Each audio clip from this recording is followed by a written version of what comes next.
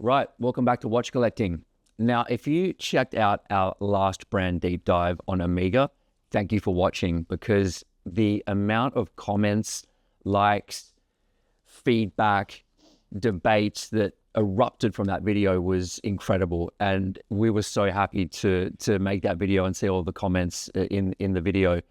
But on the back of that, we thought, well, clearly there's an appetite for brand discussions, so let's do it again.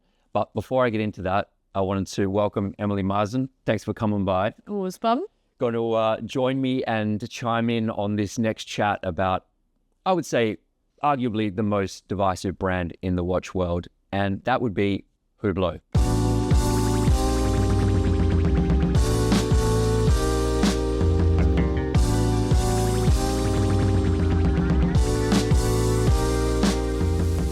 Now, I think a lot of people might be expecting us to get right into the negatives of Hublot straight away, because it is the brand that people love to hate. And, you know, you see it every day. There's certain watch influencers and journalists who like to point out some of the negative aspects of Hublot. But I thought for our chat today, we'll go the opposite. We're going to start this chat with some positives about the brand.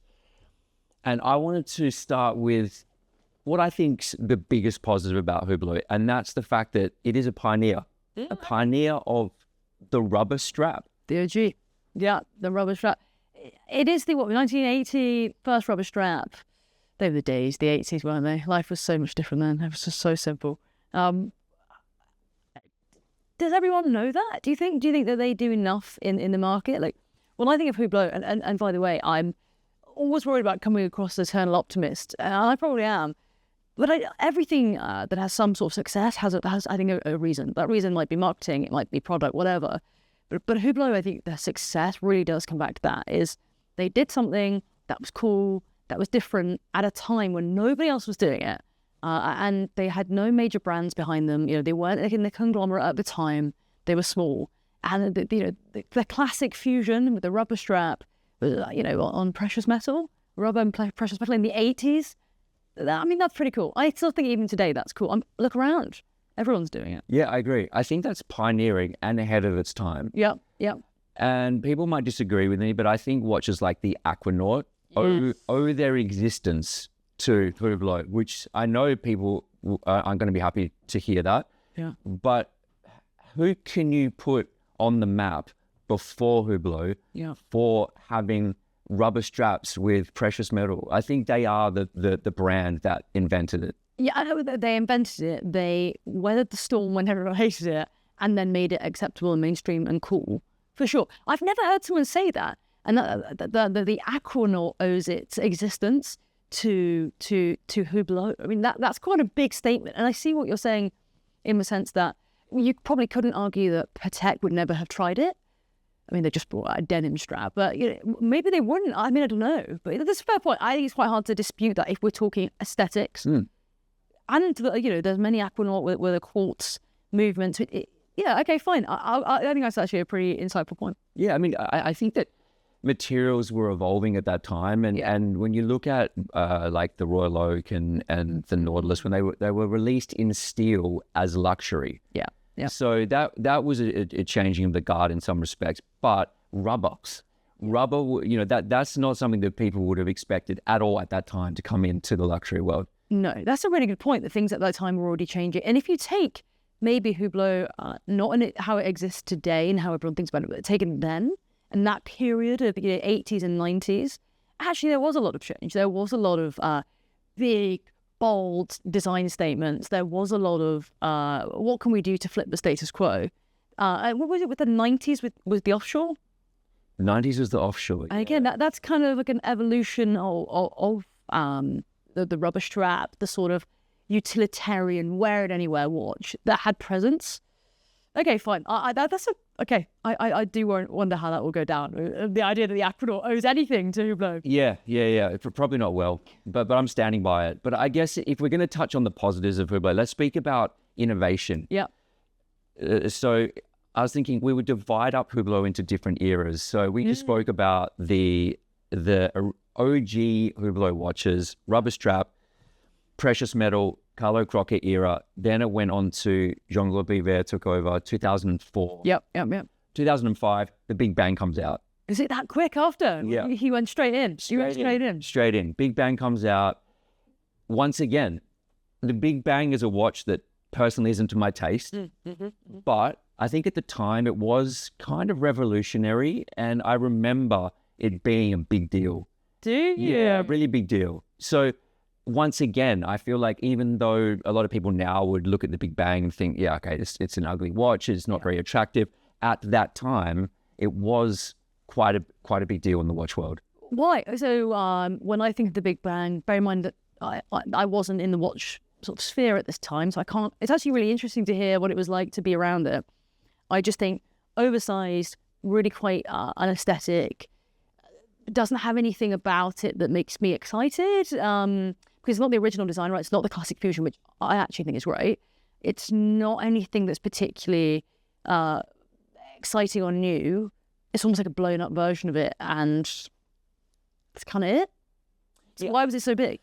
I think it's important to look at that watch in context of the times. We're very used to seeing now different materials, different case shapes, different technology. But I think in 2005, when that watch came out, it was revolutionary. And also people were looking for big watches that stood out. Like, Panerai was big back then. Anything under 40 mil was considered tiny. So it kind of made sense in the time. You could argue that it hasn't aged particularly well, but I think it deserves some credit for being at the right place at the right time. It was in the conversation in the big watch. I think of that era of like Rambo, First Blood, and like Stallone, just big watches, big presence, ultimate utility, the big pilot, right? 46 mil. It's funny to me that you would walk into a shop and not really see small watches, or they wouldn't be cool, or... I would say there just wasn't demand for smaller watches back then. And I think a lot of brands became aware of that. And even though some were late to market, you would see a lot of watch models just in bigger sizes. Okay. Yeah. But I mean, in reality, like the small watch thing has only come around probably in the last 5 years or so, right? Yeah. And now it's super popular for people to wear small diminutive watches, guys even wearing what we would describe as ladies' watches. 100%. And that's normal now. And I think it's great that people can just wear whatever watch they like. But I think at that time, big watches were the thing. Did he win GPHG with the Big Bang? I think they did, yeah. I looked a few weeks ago about just different brands. And again, GPHG has its own, people have opinions on that. But it's usually an indication of something, maybe where the trends are going. I don't know. But I actually can't remember what he won it for, but maybe I think it was design. I think it might have been design. Okay, that's quite telling. But what's the next thing in terms of innovation? They took Biver took the classic fusion and created something that was more rugged in the Big Bang. Then they've also done, and this is why I think no one gives fair credit to Hublot, is that their use of materials is really cool. I love that stuff. So maybe I'm over-indexing for it, but their ceramics, even today, you can get a lot of ceramic, titanium. Their alloys, their gold alloys. One that's infused. Is it the King Gold? It's got copper in it, and then there's the other one. I don't remember the name, but it's really scratch resistant. Which, if you've ever had a gold watch, that's actually great. Having a scratch resistant watch. What he's doing and what Jean-Claude, he's probably the god of marketing. Never mind watches. Is he took something and understood? Okay, the insides of this watch, even though it was the Unico movement. They made something interesting there. The inside of this watch isn't the story. The story is the sort of aesthetic of it, the narrative, the person maybe who wants to buy it. But I still think that the exterior, the ceramics, and I think the best one, the sapphire. Come on. This is insane. It's lab-grown sapphire with titanium that is sanded down and it's coloured. I think they're like 200 grand, but the sapphire is cool. Materials are very cool. I'm with you. I think material innovation is something that Hublot should be proud of, and people should give them some respect for. Okay, I personally would have zero interest in wearing an oversized sapphire case watch. Would you? Not even if it was there right now and someone said you could wear it for a week? You wouldn't be like, you know what? if I walked into a room, someone would at least be interested and I could defend the watch. No. No, I would. You do it. Well, I think that there are very few Hublot watches I could, because it probably sounds, if you're a collector, your watch is a part of you, right? Like, it tells a story. So you'd have to be careful. But I think there is an intrigue to that. But why are you so harsh on no? Why no? It's not so much a criticism of the watch, but just my personal style. Like, I just wouldn't feel comfortable wearing an oversized sapphire case. Bright yellow. Yeah, any bright colors. That whole look is just not for me. You. But I think it's important to be able to recognize when something is innovative and has changed the game, even if it's not for you personally. And that's where I think Hublot has, I don't know, it's copped a lot of criticism for things like that, but I think it deserves credit. 100%. I confess there is one watch that I went through a phase of really wanting. Do you remember the Tutti Frutti? Yes. With exactly. It's like, I'm so disappointed in you. I liked it because it was so garish. I'm not a pink person, I'm sure you can tell. And it's pink with pink sort of gem set in this sort of like crazy, just the whole vibe is kind of crazy. And I was like, maybe if I found one at the right price, I could do it. I never ended up doing it, but there is just maybe something to Hublot, which is, it's just a bit avant-garde. It's different. You don't buy a Hublot because you're looking for something classically proportioned. And then if you do, or maybe you start there and you get the classic fusion, but generally speaking, a Hublot isn't the refined tastemaker. Yeah, I do agree with that. I think it's aimed at a certain audience. And you look at brand ambassadors. I always think brand ambassadors kind of give away the type of person and the demographic that a brand is looking to attract. Expand? Well, so I look at Hublot at the moment. There's certain people. Usain Bolt is a good example, right? He's a very flamboyant character, and he's involved in sports. Yeah. And I think those two very much overlap that kind of personality who would perhaps buy Hublot. Okay, I can. Yeah, he's a larger-than-life personality. Yes. It's a very fair point. Who else? Who else is an ambassador for or FIFA collaboration? What does that tell you? Well, that's the thing. I think sport is such a big part of Hublot, right?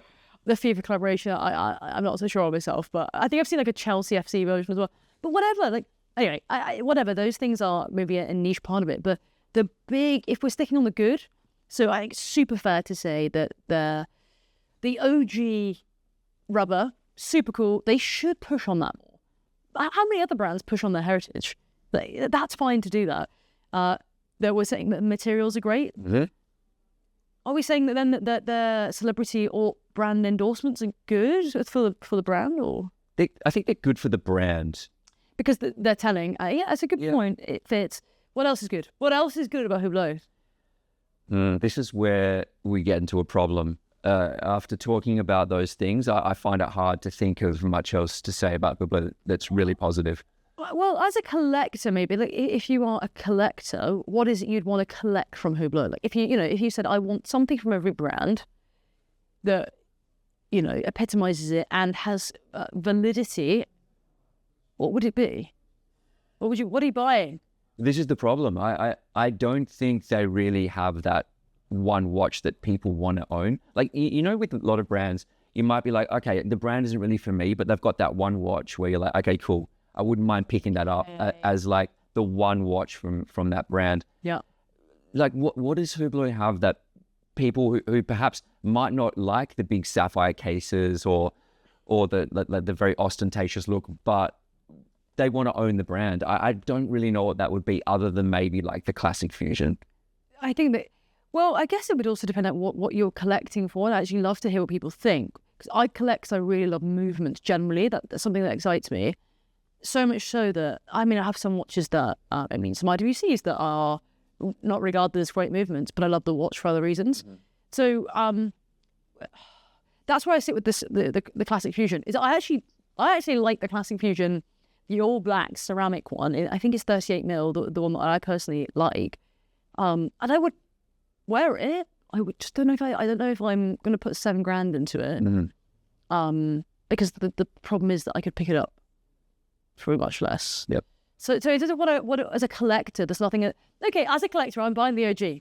I have a Chrono 24 alert on like the original full box and papers, the original classic feature from 1980, the men's version, because I think that's really cool. And if I could get a mint version, I would wear that thing and unapologetically defend it. Because what is not to defend on a 1980s version? You just don't know about the 2025 version. Yeah, that's the thing. The new versions, I think, would be harder to defend. But okay, let's talk about this. No one I've ever come across at, say, like a watch meetup has had a Hublot on. And then I think that's insightful because, like, it means that that brand isn't appealing to the diehard watch collector. Yeah. That's an issue. Never. I'm really trying to rack my brain now as well. Yeah. Never. Wow. Not once. Why? Okay, right. But let's be fair here. Is that because Hublot is objectively the worst brand in the world and not collectible, so that in your, however many decades of being a watch obsessive, you've never seen one at a meet? Or is it because the market is so violently aggressive against them that, I mean, if you're in any group chat, you go into any conversation, gosh, you go on any YouTube now and it's like, I don't even need to say names, so people will know who the people are fighting about Hublot. Is it because that conversation is so aggressive that people just skip it and just go, oh, it's gross, and there's no like academic interrogation of the brand. There's no original thought behind it. I'm not convinced that Jean-Claude Biver would put his name behind a brand if he thought it was a complete dud. I'm not saying that he also didn't have commercial interest. I think he 40x'd his money or something like that when he sold it. But there has to be some merit to it. Or maybe there had to be some merit at some point to it. Anyway, which side do you think it is? Okay, I think there's some validity in criticizing Hublot for making overpriced watches with perhaps substandard quality for that price point. Right. I think that's widely acknowledged in the watch world, especially early on. When they use ETA movements, finishing wasn't great. I think the problem for them is that they spend so much money on marketing. You've then got to bake that amount of money into the retail price of the watch to accumulate those funds back. And so for me personally, I didn't feel like the overall quality of Hublot matched the price point. Fine. Which, if you take that to any market and say that, that jumper is £100, but it feels like a £20 jumper, it's just market economics at this point. And really hard to dispute, because I think they've also not got the hero, as you mentioned before. They've not moved horology on in any way. They've moved aesthetics on. Mm-hmm. They're an aesthetic brand. Ultimately, they are not like a horologist's brand. They're an aesthetic brand. They're a lifestyle brand. It doesn't mean to say that's bad. I mean, I think many brands can have different, angles, but it makes it hard to defend, doesn't it? It makes it hard to defend the price point. Okay, so the watch I really like, £7,000. Or maybe 6.5. Let's just call it 7. What else would you buy at 7? It's time only, ceramic, on a rubber bracelet. It's strapped. Also, it's only 50 meters water resistant, which isn't great, I think, on a lifestyle watch. Mm-hmm. I think you should have minimum 100, right? Let's face it, a lifestyle watch you want to be able to wear anywhere, anytime. I actually would love to know who's actually bought a Hublot, because over the years I've spoken to people that have them in their collection and don't wear them. People that love them but will pretend they don't, and then when you get chatting will admit that they did or do. Or even Ed, right, the CEO here was like, I bought one 15 years ago and I just kind of don't wear it, but maybe I should. There is kind of an element, if you liked that thing, who cares? Yep. If you liked it and you felt you were getting value from the brand, or if 15 years ago it was really cool, then great. I do think there has to be give and take here in this conversation, which is Hublot is suffering. Most watch brands are. Hublot are definitely suffering. They're suffering credibility in the market. They're not collectible. I don't know how you fix that problem. I think the OGs are collectible, but they're maybe 5k, right? And they're just not cool. See, are we saying that cool? But they are cool, right? I think they're not cool to the market, but I think the core of them is quite cool. So what's destroyed it? What has completely destroyed it? I think it has to be social media as well. Yeah, that definitely hasn't helped. No. When everyone bashes on a brand, it doesn't help. No. I think so it's hard for Hublot to become really relevant again, because they were revolutionary back in the day when we spoke before about the Big Bang in 2005. And, before we started filming, we were talking about like celebrities who own Hublot, and we like noted people like Jay-Z, who had the, what was it worth? 5 million? 5 million watch, yeah. One of one, piece unique, gifted by Beyonce. There you go. It's not a looker. It's not a looker. No, like when's the last time you saw him wearing that? It exudes taste and style. Yeah. No, never. He's usually in some sort of, piece unique Patek from the 70s or something. Yeah, fine. But that's right. evolution. It is, but then just people who used to be into it, they're just not into it anymore. And I think we maybe mentioned Ed Sheeran as well. Yeah. There's at least a few known celebrities who are watch people who had Hublots back in the day, and now they don't wear them. So to me, it feels like they're not relevant anymore in that space. Why do you not wear your Hublots anymore? We want to know. We want to know. Because he wears entry-level stuff. And I think Hublot to someone like Ed Sheeran it's like, it's a nothing, right? Like, he wears IWC. He wears, like, loads of brands that I think are sub 10K, that he seems to have organically gotten into. Yeah. It's like a point. You don't see them anymore. No. Can they come back? Can Hublot come back? Okay, no, better question. You said the word timeless. Is there a world where Hublot could become timeless, or could do something that would allow it to become collectible and not just a one-time purchase? That's a tough question. I don't really have an answer for that. I think the classic Fusion's the closest thing to a timeless watch that they have produced. Yeah. So I think they could lean on that. They could lean on its heritage, like we spoke about at the top of the video, the fact that they pioneered rubber straps on precious metal. They could do a campaign around that and be like, we are the pioneers of this whole genre. Yeah. And we've created something that's lasted from the 80s to now and into the future. Like, that would be my angle if someone asked me. Have they ever done that? I haven't seen anything. No, I haven't seen it. But I think they've been caught in that trap of being the brand that makes the garish, ostentatious watches that people buy so that you look at their wrist and go, wow, what is that watch? It must be worth a lot of money. And like we talked about this off camera as well, but the Bernie Eccleston ad, it was about someone's going to rob you for this watch because it's so valuable and it looks amazing. It's like it's an attention grabbing thing to have strapped on your wrist. The things people would do for a Hublot. There you go. Maybe that's what they've lost, right? Maybe that's a thing they just need to lean back into, unapologetically being themselves. And if I maybe was, tasked with reinvigorating it, I love I think we talk about quite a lot, the IWC ads from, the Bloom line ads, still less complicated than a woman. I have up in my office, gifted by someone. It says, wouldn't she on his wife? And it's all just like, why is that even relevant to this watch? No one knows, but it's like a weird time in which that sort of energy was fine, right? And I don't judge that at all. I think it's funny to look back and see how times change. I don't think that would go well today. But maybe Hublot could take a bit of a leaf out of that book, and even Jean-Claude's book, which is go back to that. Talk about, like, imagine framing the most popular YouTuber right now that loves to hate them, like framing like a still of him hating on them, and then saying something witty underneath. That would be, I think, a really fun campaign, or doing something like that kind of goes, hey, here's where we're at, here's why you're wrong, and here's how we're going to show you. Because right now, it feels like they're not addressing it. I do think there is somewhere for them to go where they could become cool, and everything in life is cycles. But collectivity, I struggle on. I struggle. Yeah, I think they're trying, because I look at their collaborations.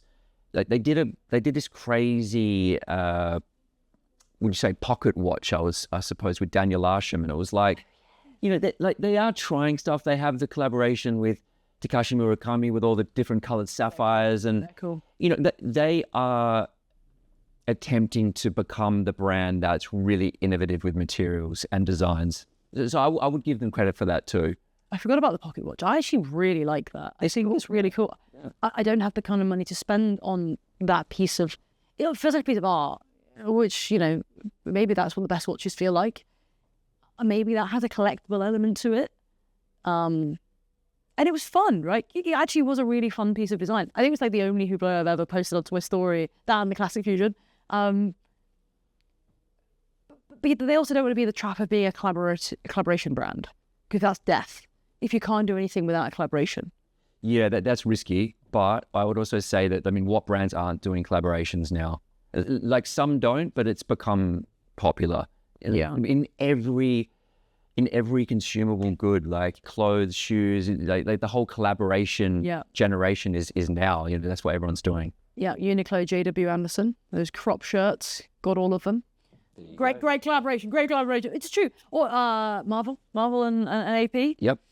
That was, I don't know, I used to hate that, and I hate it a bit less these days. But it's a fair point, but it still doesn't mean that, I still don't think these brands can ride it, and maybe that's what Hublot, what is its identity? What is it going to do in the next 20 years? Yeah, well, I mean, I think it's important to look at what they have done and done badly to understand what they could do in the future. And like, I'm staying on collaborations, and I'm like, I was also thinking about the Arturo Fuente cigar special with a cigar leaf dial. Yeah. There's the World Poker Tour special. You know, like when you go down those paths, like you are kind of, you're narrowing your target market quite significantly, or the people that it would appeal to.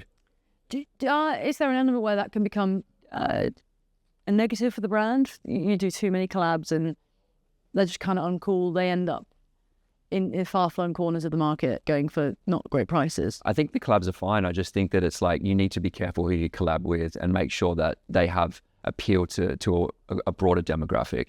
Yeah. But I guess on that, like, you know, if you had to select one Hublot to take to a watch meet that you would defend and be proud to own, what would it be? Right. What would it be? Can I pick two? Yes. Fine. Thank you. I came into today really, and I've challenged myself to be more critical and to be honest, right? So neither of these really are in the modern catalogue, but the first would be the original from 1980, the original Classic Fusion. Just a super cool, right? How can you not defend that? Because what I defended on is its merit as an innovator, as an OG, as something that set a trend that still is massive today. And I think that's undeniable. It's undeniable. Second one I would wear, and this is probably slightly more controversial, is either the Tutti Frutti I mentioned before, because I just think it's quite cool, and I'm just accepting that it's maybe a garish part of my personality sometimes, which can be, you could just like stuff, you know? It doesn't have to be really cool because the market says it did something historically important or because it has an amazing movement. I just think it's kind of funny and garish, and I actually would wear it. Or something in the sapphire range, because again, I know you wouldn't, but I actually tried on the yellow sapphire once, maybe a year ago, and it's just a cool watch. I think it's moved something on in the industry, which I love, which is the use of sapphire or the use of innovative materials, and therefore bettering the industry. Fair play. You sir. Well, see, I really wanted to pick something different. But for me, like I said before, because Hublot isn't really my style, the only watch that I would really want to wear that I think would also have credibility is the OG, like you mentioned. It is a really nice watch. It's smaller, rubber strap, it's angular, but it's also like clean dial, simple aesthetic, and now it's got history and kudos. That would be me. The MDM. The MDM. It's a clean dial as well, which I really like about them. I would maybe not at $7,000. I do really like the all black ceramic. Again, it's ceramic, blah, blah, blah, whatever. But in my current as a collector, it just doesn't have. I don't know where it would go, when I would wear it, and I don't know if I'd turn up to a watch meet, right? Because it's such a big part of my personality that I would not have enough to say about it. Yep. But I would, if I found the right one, I would wear it. Maybe I'll go for I think somebody mentioned there was like a Chelsea version. I'm not a Chelsea fan, but maybe it's nice. I don't know. The Sean Carter one's quite cool. Have you seen that? Yeah, I have. I don't know if I'd wear a watch. If I saw it in person and liked it, I'm at that stage in my collecting journey where I would wear it and I would try and defend it. It'd just be a bit harder. Right, so if we've then decided the watches that we're taking to the watch meet, this hypothetical watch the meet, hypothetical watch meet, but you know, there's some overlap there, and I think in this whole time we've been speaking, we touched on the fact that Hublot does actually have an interesting history that they don't potentially lean into enough. So if we're saying what now for Hublot, like how can they succeed in the market? How can they become relevant again? How can we now see a Hublot on Jay-Z's wrist at an award show? Like, how does that happen? Yeah.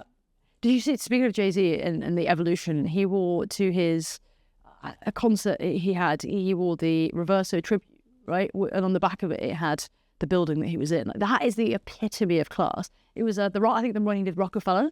I think that's a good example of somebody's evolution as a watch person. Sure. Right? The tribute, the 1991 tribute, is the opposite of rapper watch, isn't it? It's the anti-rapper. I think Ben Clymer called it the anti-rapper watch. So where does it go? Where does it go? I don't go into like every watch boutique on Bond Street. I really don't. There are a few I'll go into. Like I like Grand Seiko, but I never pop in, and I walk past it all the time. I do pop into Hublot, maybe once or twice a year. Why is that? It's like something I can't quite let go of. I remember looking at them as a kid and thinking I really wanted a ceramic fusion, a ceramic classic fusion, and still I have that niggle, right? So there is something. It's not lost. It's not lost. So where does it go? For me, it would do a few things. It would, as I mentioned before, own its image. Just kind of, I don't know, what do you got to lose at this point? Own your image. Really push on your heritage. Every other brand does it. Because ultimately, if we're being honest, I love watches, but it's all marketing. You don't need this thing. It's storytelling. It's emotion. So going back to the rubber, going back to, we're almost the heretics. We are the people that want to put, precious metal with rubber and own that spirit. Feeds in really well to what they're doing already, the Usain Bolt stuff, and pushing on that. And then probably they could keep the sapphire, keep all the big bangs, whatever, but just condense it slightly, consider their pricing model, and maybe spend less on marketing and reduce your prices. But everyone's doing that. Patek is doing it right now. Or spend more on your marketing and make less watches and make those watches really cool from a few perspectives. Just make solid movements, right? Like make solid movements that are well finished. Push on the materials. And push on your heritage. I think that is realistically the only saving grace. Yep. But it's got hope. It's got hope. I mean, I agree with you. I feel like I've already touched on this, and my views would, I guess, generally align with yours. So I won't go over the same points, but I think that is the angle for Hublot moving forward. But I think, for us, we want to turn it to you guys. Yeah. Like, we want to know, like, what do you think? Are you a Hublot owner? Yep. Did you wear your watch to a watch meetup? And did you have to defend it? Yeah. And also, let us know what you think about Hublot as a brand now. Does it still have credibility? Have we missed anything? And we'd love to respond to the comments. And also, we're hoping to do this as a series. So if there's other brands that you think need some analysis, maybe they're getting away with something that they shouldn't be and need to be called out for, let us know in the comments, and we'll be back soon with another hot take on brand. I do think you have an interesting point there, which is we're just two people's opinions, right? This is just two people that love watches, love the conversation. But the people that put their money where their mouth is, that's what I'm interested in, is the people that have bought them. Maybe you'll be honest and say, I'm too ashamed to wear it. I don't know. Like, what is this crisis we're in? And the only people that have real skin in the game, and I don't, is the people that put their money where their mouth is, their hand in their pocket, and said, I bought one, and either I don't wear it, I do wear it, whatever. That's interesting. That is actually, I can't wait to see what people say. I'll be all over those comments. Yeah, we'll be jumping on the comments, and we're looking forward to seeing people chime in who are genuine Hublot owners and ready to defend. You've been very nice today, Nick. I think Nick's in a good mood. It's been Christmas. The mood will descend as the quarter goes on. I think I almost feel sorry for the brand, the amount of hate it gets, that I just couldn't be yet another person to jump on Hublot and take them down. So I thought, let's be a little bit more objective. And I think, with these videos, that's our plan. It's not going to be either a straight complimentary video, and at the same time, we're not just going to sit on here and like take a brand down. It's supposed to be an objective view from both sides, and that's kind of our aim for these videos. For sure, from a place of love, from two collectors who just love this thing and have real sort of thoughts and opinions, and will get things wrong, probably a lot. And probably another important point is no one is paid by these brands. we're not sat here with some sort of mandate, right? Like, it's just two collectors who theoretically could go and buy these things and choose not to, or maybe choose to buy them. I don't know. Yeah. And I think that's the humanized conversation, right? It's not it's not clickbait. It's just genuinely, I'd love to see Hublot succeed. Truly, I would. And I can't wait to hear more. Fantastic. Well, Emily, thanks a lot for joining us. Always good fun. Good chat. Thanks for tuning in, guys. And we'll be back soon. Take care. Bye.